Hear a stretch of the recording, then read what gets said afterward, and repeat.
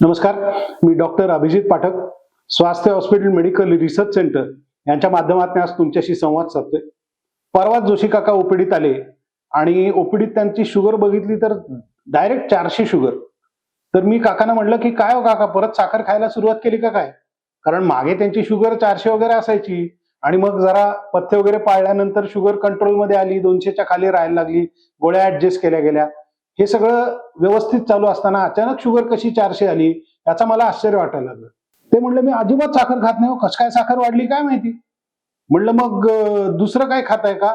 ते म्हणलं गुळ मात्र खातोय, साखर पूर्ण बंद केली.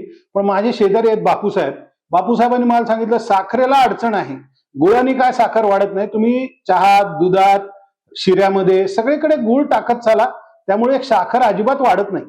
मित्रांनो, हा किती गोड गैरसमज समाजामध्ये पसरलेला आहे.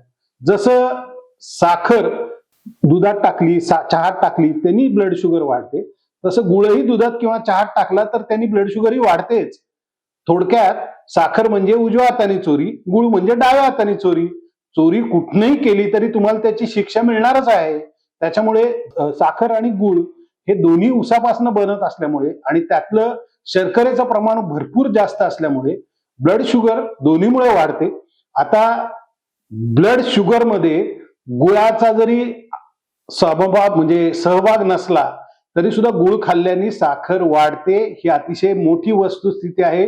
कुठल्याही प्रकारचा गुळ खा, ऑर्गॅनिक गुळ खा, सेंद्रिय गुळ खा, कुठल्याही प्रकारच्या गुळाने साखर ही वाढतेच. त्यामुळे ज्या मधुमेही व्यक्ती आहेत त्यांनी साखरेबरोबरच गुळाचा वापरही टाळणं हे अतिशय गरजेचं आहे. सुरक्षित राहा, सावध राहा. निरोगी जीवनासाठी तुम्हाला स्वास्थ्य हॉस्पिटल मेडिकल रिसर्च सेंटर तर्फे खूप खूप शुभेच्छा. धन्यवाद.